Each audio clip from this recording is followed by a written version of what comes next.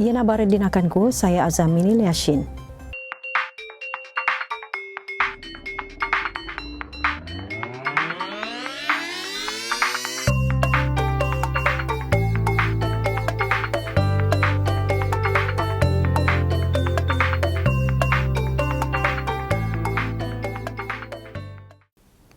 Kerajaan Sabah mempunyai kuasa imigresen sendiri mengikut perlembagaan. Ketua Menteri mengingatkan Kerajaan Persekutuan agar tidak membuat keputusan sesuka hati dalam menghalang mana-mana individu memasuki Sabah. Ini kerana Kerajaan Sabah mempunyai kuasa imigresen sendiri mengikut perlembagaan. Datuk Seri Muhammad Syafiee merujuk kepada situasi bekas Menteri Kewangan Lim Guan Eng yang dihalang masuk ke Sabah semalam atas arahan daripada imigresen di peringkat persekutuan. Katanya, jika imigresen persekutuan menggunakan alasan Guan Eng mempunyai kes SPRM bekas Perdana Menteri, Datuk Seri Najib Tun Razak juga terpalit dengan rasuah tetapi beliau langsung tidak dihalang datang ke Sabah. Satu perkara yang harus diselaraskan dengan kerajaan negeri. Jangan hanya kerajaan persekutuan membuat sesuatu keputusan, kerana bidang kuasa untuk menghadkan sesiapa juga masuk ke negeri Sabah ini. Kerajaan negeri Sabah ada kuasa, itu bukan dari segi undang-undang, itu dalam perlembagaan. Ya, the right is still vested with the state government. Ya, jadi saya berharap kena ada kerjasama, ya, untuk memastikan supaya susun atur yang ada. Kalau semua ada kes SPRM, maka Najib pun tidak boleh masuk. Ya, pimpinan lain pun tidak boleh masuk. Betul tak? Ya, aturan-peraturan. Jangan peraturan ini hanya kepada satu orang. Ketua Menteri berkata demikian dalam sidang akbar di Kota Belud hari ini. Menurutnya, halangan terhadap Guan Eng amat mengejutkan dan beliau dimaklumkan arahan tersebut dikeluarkan di Kuala Lumpur. Katanya, Sabah berhak menghalang mana-mana individu untuk masuk ke Sabah jika individu berkenaan mampu mendatangkan kekacauan. Kecuali ada perkara-perkara tertentu. Kalau kita dapati mereka ini boleh memecah belahkan, boleh melahirkan pergaduhan, pertelengkahan, tidak ada kesepaduan rakyat, maka kita akan pastikan mereka tidak boleh masuk. Dan saya dipahamkan oleh kena Guan Eng merupakan seorang yang telah pun dimasukkan dalam list SPRM. Jadi mereka nyatakan bahawa ini aturan yang dibuat oleh Kuala Lumpur, ya. Tapi kebiasaan dia migrasi ini juga kita ada peraturan. Kuala Lumpur hanya boleh tentukan, contohnya peraturan untuk mana-mana orang yang kita katakan didapati income tax tidak bayar, SPRM kes dia ada, dia tidak boleh keluar negara. Dalam negeri boleh. Ya. Tapi bila saya fahamkan, mungkin mereka maklumkan jangan keluar daripada Sabah keluar negara. Itu. Tambahnya, sejak warisan menerajui kerajaan negeri, tiada mana-mana pemimpin disekat masuk ke Sabah. Well, I was quite surprised. Pasal since I took over, we didn't restrict anyone entering Sabah. Ya. Masa dulu Tian Chua, Nurul Izzah, beberapa orang Teresa Kwok dihalang. Bila saya ambil 2 hari saya jadi Ketua Menteri, saya sign kecualikan mereka. Ya. Jangan sekat hanya orang masuk, sekat mana duit masuk ke Sabah. Yang politik beli undi itu rasuah. Jangan hanya sekat orang yang ada kes dengan rasuah, tapi tidak sekat duit masuk ke Sabah. Yang merasuah orang. Menerusi perkongsian dalam Facebooknya pagi tadi, Guan Eng menyatakan awalnya beliau sudah melepasi pemeriksaan imigresen dan diberikan pas lawatan sosial sekitar jam 11.54 malam. Namun didatangi seorang pegawai imigresen kanan dan memintanya memasuki semula ruangan di dalam lapangan terbang antarabangsa Kota Kinabalu. Ketua Menteri berkata rakyat Sabah telah membulatkan tekad untuk bersatu hati bagi memastikan hak-hak negeri ini ditunaikan seperti yang dijanjikan pemimpin terdahulu. Datuk Seri Panglima Haji Muhammad Syafiee bin Haji Abdal memberi peringatan kepada Kerajaan Persekutuan bahawa rakyat Sabah kini sedar selepas 57 tahun Malaysia dibentuk, negeri ini masih ketinggalan dari sudut pembangunan berbanding Semenanjung Malaysia. Ketua Menteri berkata sehubungan itu, rakyat Sabah kini telah membulatkan tekad untuk bersatu hati bagi memastikan hak-hak tersebut ditunaikan seperti dijanjikan kepada mereka oleh pemimpin terdahulu. Tegasnya, jika sebelum ini rakyat Sabah berpecah disebabkan fahaman politik, kini kesatuan yang terjalin akan menjadi kekuatan utama untuk memastikan kerajaan persekutuan tidak lagi menolak setiap tuntutan yang dikemukakan. Rakyat Sabah kena bersatu berpadu. Jangan berpecah belah. Kalau rakyat Sabah bersatu berpadu, maka sebarang usaha kita untuk membangunkan negeri Sabah ini, kita akan mampu jayakan.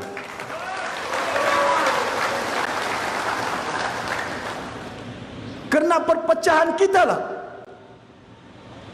kerana perbalahan kita lah, kita tidak boleh membangun dan tidak boleh maju.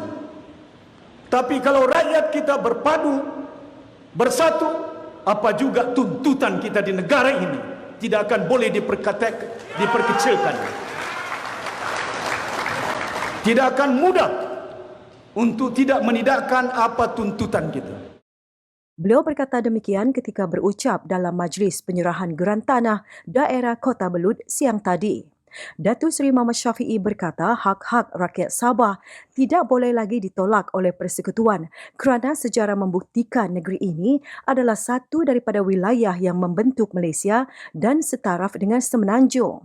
Tegasnya, 31 Ogos 1957 sebagai contoh disebut sebagai Hari Kebangsaan walaupun hakikatnya hanya tanah Melayu yang merdeka ketika itu kerana kerajaan mahu mewujudkan naratif perpaduan agar hari itu disambut di seluruh negara. Sehubungan itu, katanya apabila Hari Malaysia diraikan pada 16 September, sambutan itu membawa naratif kepada penyatuan rakyat Sabah sebagai salah satu wilayah membentuk Malaysia. Namun katanya penyatuan itu hanya dapat diraikan dengan penuh bermakna jika hak-hak rakyat Sabah ditunaikan seperti yang termaktub dalam Perjanjian Malaysia 1963. Waktu itu bukan ada Malaysia. Di Semenanjung tanah Melayu. Di Sabah North Borneo. Maka dengan itu disebut Hari Kebangsaan. 16 September Hari Malaysia. Pasal itulah waktunya Malaysia dibentuk. Kena faham sejarah. Kena faham sejarah. Pasal apa rakyat Malaysia dari Sabah Sarawak bersuara? Kenapa letak 57 merdeka? Pasal kami belum merdeka lagi. Kita putuskan di kabinet. Itu naratif. Supaya ada kekitaan, ada inclusiveness. Untuk membolehkan supaya negara Malaysia ini kita bentuk dengan ada kesatuan kepaduannya. Macam mana kita nak satukan rakyat? Mesti ada persamaan dia. Mesti ada kekitaan dia. Jangan ada perbedaan-perbedaan dia. Dalam ucapannya juga, Ketua Menteri berkata pemberian geran tanah kepada rakyat adalah antara usaha kerajaan Sabah untuk membantu meningkatkan ekonomi penduduk di negeri ini. Kita tidak bagi RM100. Kita tidak beli undi RM300. Tapi kita bagi tanah seumur hidup, bukan musim pilihan raya. Tanah ini akan dipegang oleh rakyat di negeri ini bukan 1 tahun. Bukan 1 kali 5 tahun pilihan raya. Tidak. Mereka akan pegang tanah ini dan mereka punya. Mereka punya. Bukan milik saya. Bukan milik pengarah. Bukan milik pegawai daerah, bukan milik si Wan Bening, bukan milik si Munira, tapi milik orang kampung punya. Orang mereka boleh cerita, ini kerja dorang. Ini kerja mereka masa mereka jadi kerajaan, ini pimpinan itu YB sana. Saya sedar dan tahu saya tidak menidakkan mereka bagi geran tanah. Zaman ASNO bagi geran tanah. Zaman Berjaya pun bagi geran tanah. Zaman PBS pun bagi geran tanah. Zaman UMNO bagi geran tanah. Zaman mereka bagi geran tanah untuk berkelompok yang dikatakan communal title yang ada. Ada yang geran tanah orang kampung sudah pohon ditongot 40 tahun. Berapa tahun si Musa Ketua Menteri? Itu geran tidak keluar-keluar itu. Sehubungan itu, beliau berharap penduduk kampung yang memperoleh geran itu akan mengusahakan tanah mereka dengan pertanian, seterusnya dapat meningkatkan pendapatan mereka. Bagi pemberian geran tanah di Kota Belud, sebanyak 286 geran tanah diberikan kepada 65 kampung di daerah berkenaan dengan membabitkan 827.77 ekar atau 334.583 hektar. Ia membabitkan kategori geran tanah anak negeri NT hasil program pengukuran lot pendudukan anak negeri yang membabitkan Kampung Kiau Teburi dengan 127 geran. Manakala baki 159 geran adalah geran tanah hasil permohonan tanah biasa membabitkan 64 perkampungan. Program penyerahan geran tanah oleh Kerajaan Parti Warisan Sabah Warisan itu bermula ditongot pada 11 Mei tahun lalu. Ketika itu, ia melibatkan pemberian 60 geran tanah individu seluas 199 hektar kepada penerima, antaranya dari Kampung Pinanga, Kironggu, Entilibon dan Kitumbalang. Pelbagai kemudahan terus disediakan di Pekan Taginambur di Kedamaian Kota Belud. Kerajaan Sabah telah menyalurkan peruntukan sebanyak 2 juta untuk pembangunan fasa 1 dan 2 tamu Pekan Taginambur di kawasan Dun Kedamaian Kota Belud. Penyandang Dun Kedamaian Datuk Ewan Benedict berkata, pembangunan fasa 1 termasuk pembinaan Dewan Kedamaian Square dan penyediaan pelbagai kemudahan lain di kawasan itu telah pun siap awal tahun ini. Pembangunan fasa 2 dimulakan hari ini. Bagi pihak masyarakat Kota Belud, khususnya di Kedamaian dan istimewanya di Taginambur, saya ingin merakamkan penghargaan terima kasih yang setinggi-tingginya kepada Yang Amat Berhormat Ketua Menteri kerana yang pertama telah menurunkan waran peruntukan fasa 1 sebanyak 1 juta untuk menaik taraf tamu Taginambur ini seperti mana yang kita lihat dan gunakan pada hari ini. Ada Dewan Kedamaian Square, parking dia di dalam dan di luar tamu sudah terlaksana, bangunan bilik air sudah cukup baik. Dan sekali lagi terima kasih kerana Yang Amat Berhormat Datuk Seri telah pun menurunkan waran peruntukan sebanyak 1 juta ringgit lagi kepada pejabat daerah baru-baru ini seperti mana diumumkan oleh Datuk Seri di tempat ini pada bulan Januari yang lepas.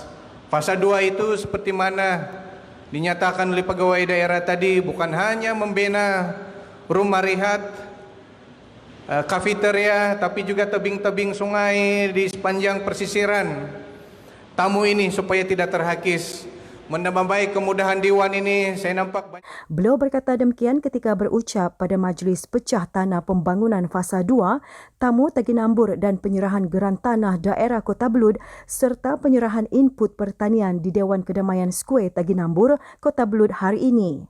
Ewan berkata tamu Taginambur bukan hanya untuk masyarakat Kedamaian tetapi juga untuk masyarakat Kota Belud secara keseluruhannya kerana Taginambur adalah antara satu pusat aktiviti ekonomi di daerah ini.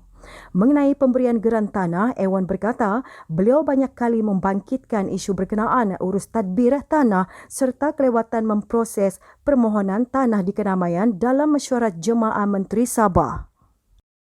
Syukur hari ini ada beberapa kampung yang telah pun dikeluarkan daripada hutan simpan. Kampung Lentigi, Kampung Paka-Paka sudah kita keluarkan daripada kawasan hutan simpan di Kabinet dan kemudian di Dewan Undangan Negeri Sabah pada bulan November tahun lepas. Kampung Penepuan telah kita bangkit di Kabinet dan dalam proses kita untuk mengeluarkan Kampung Penepuan ini daripada hutan simpan. 2015 tiba-tiba ada hutan simpan Wariu di sini Datuk Seri. Dan yang terakhir mesyuarat kabinet kita pada bulan lepas, inilah sumbangan saya kepada rakyat Kedamaian di mana saya telah mengangkat memorandum bantahan daripada 7 buah kampung di Melangkap termasuk di Gensurai dan Pedes. Saya telah meminta kabinet untuk kampung-kampung ini ataupun hutan simpan Wariu itu dibubarkan dan dikembalikan kepada rakyat. Taman Kekal Pertanian Mesilau mampu menjana pendapatan lumayan kepada belia tempatan di Ranau. Usaha melahirkan lebih ramai usahawan tani dalam kalangan belia tempatan antara hala 7 pertanian Sabah yang direncanakan oleh Ketua Menteri. Pembukaan Taman Kekal Pengeluaran Makanan TKPM Mesilau bermula Disember 2018 memberi kabar gembira buat peserta yang sekian lama menunggu peluang ini. Dengan beroperasinya TKPM itu, ia sekaligus membolehkan belia tempatan yang berasal dari daerah Ranau menceburi pertanian sayur-sayuran tanah tinggi dengan menggunakan kaedah pertanian moden iaitu fertigasi. Kaedah fertigasi mampu meraih pendapatan sehingga RM10,000 hingga RM15,000 sebulan. Bagi Rowelon Jewel, 34, pembukaan TKPM Mesilau membolehkan dia menanam tomato, timun Jepun dan tembikai wangi di bangunan rumah hijau yang disediakan. Kemudahan yang disediakan di TKPM Mesilau jauh lebih murah berbanding membuka kebun fertigasi sendiri. Untuk membuka kebun fertigasi sendiri, Rowelon memerlukan kira-kira RM16,000 untuk setiap 1,000 polybag yang diusahakan tidak termasuk pembinaan rumah hijau. TKPM ini bagi saya sangat baguslah, di mana TKPM ini sebenarnya telah membantu saya untuk berkembang lebih baik lagi. Maksudnya di mana saya boleh mengusahakan tanaman secara fertigasi ini secara lagi meluas dan lagi tersusunlah, teratur. Sebelum ini, Rowelon berkata dia pernah mengusahakan tanaman cili bara di Kampung Sagindai Lama. Namun, banyak kekurangan dan kelemahan yang dihadapi kerana kawalan serangga perosak sukar dilakukan. Namun apabila terpilih menjadi peserta di TKPM Mesilau, semua masalah dan kekurangan yang dihadapi berjaya ditangani. Penghasilan tanaman juga dapat dimaksimalkan. Rowelon berkata setiap bulan dia mampu memperoleh sekitar RM10,000 hingga RM15,000 bergantung kepada hasil pengeluaran tanaman. Untuk hasil dalam masa semusim, untuk semusim pokok tomato ini saya boleh menghasilkan ataupun pendapatan secara kilo adalah sebanyak 3 hingga 4 tan dalam tempo 5 bulan. Satu musim itu memakan masa 5 bulan lah. Seorang lagi peserta TKPM Mesilau, Agustin Kiat, 58, berkata penyediaan bangunan yang lengkap membolehkan peserta memulakan penanaman fertigasi tanpa memerlukan kos perbelanjaan yang tinggi. Kami menanam di sini, kami buat kira macam sewa lah bangunan ini. Setiap bulan membayar. Pada mulanya Jabatan Pertanian ada bagi juga bantuan sedikit dari segi benih dan juga baja serta ini kongopit, tapi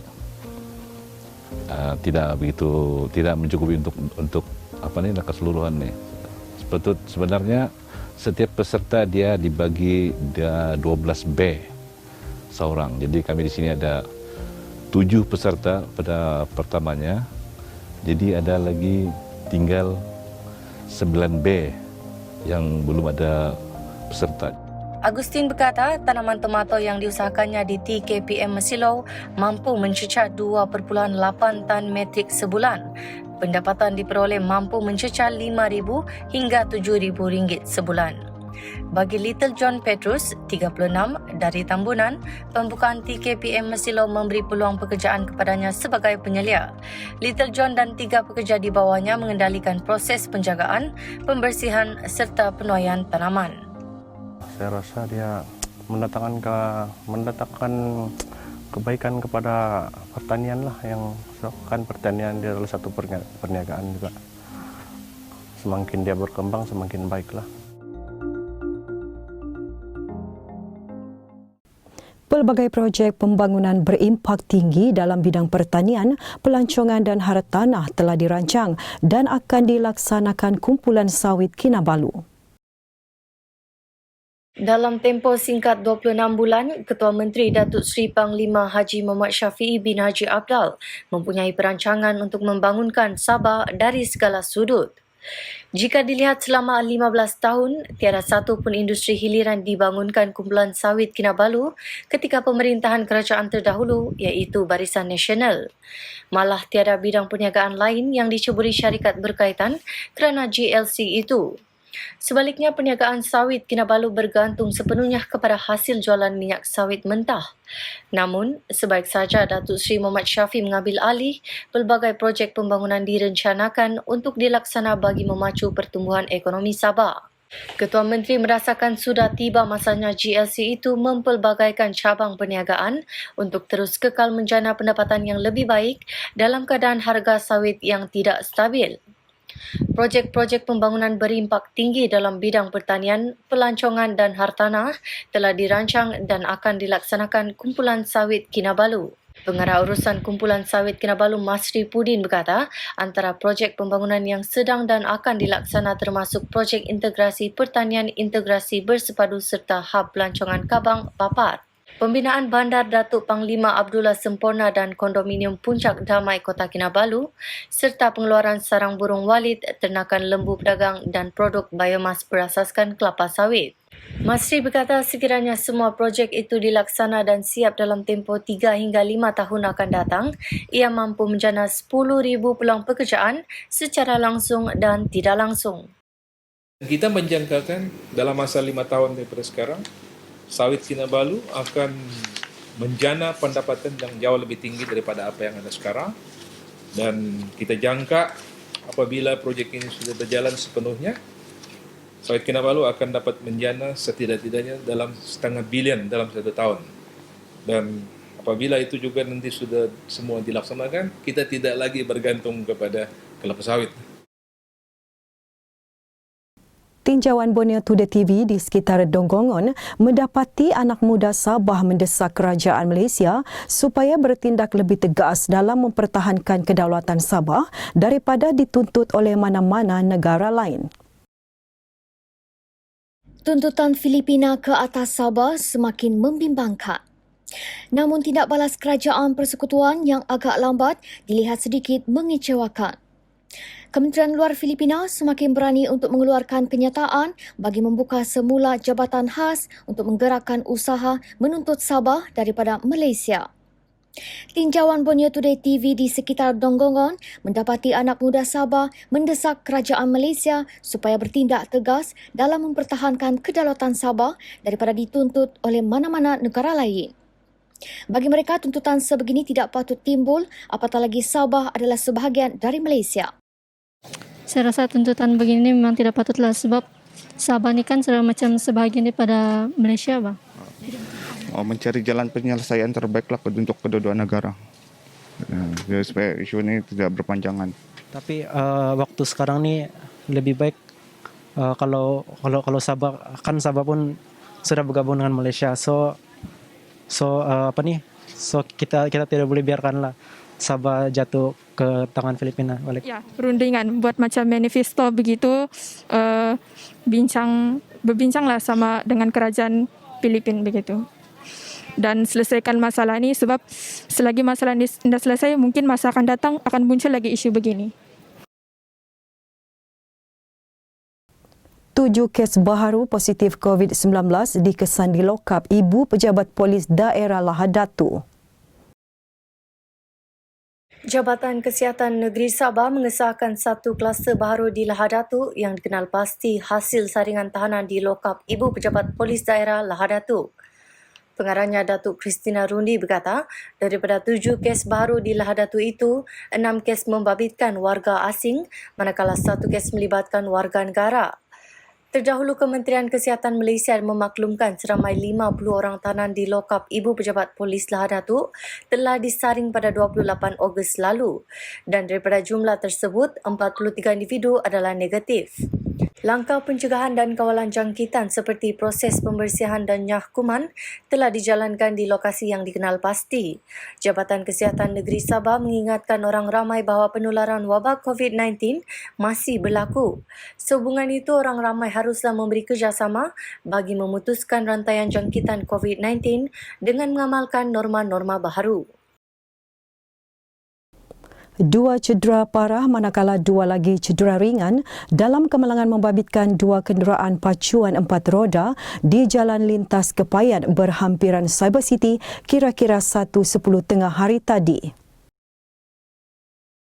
Kemalangan membabitkan Toyota Vigo dan Isuzu D-Max. Mangsa dikenali sebagai Firdaus berusia 30-an dan David Balang 18 mengalami kecederaan parah akibat tersepit dalam kenderaan. Manakala 2 lagi mangsa dikenali sebagai Philip Pengiran Balang 19 dan Ziko Sulaiman baru 37 hanya cedera ringan dalam kejadian itu. Jabatan Bomba dan Penyelamat Malaysia Sabah menerima panggilan kecemasan berhubung kejadian itu pada pukul 1:17 tengah hari. 12 anggota dari Balai Bomba dan Penyelamat Kota Kinabalu dikejarkan ke lokasi yang terletak 7 km dari balai. Terdapat 4 mangsa yang terlibat dan 2 daripada yang tersepit berjaya dikeluarkan oleh pasukan bomba. 2 lagi hanya mengalami kecederaan ringan dan diberi rawatan awal oleh unit bantuan perkhidmatan kecemasan di lokasi kejadian.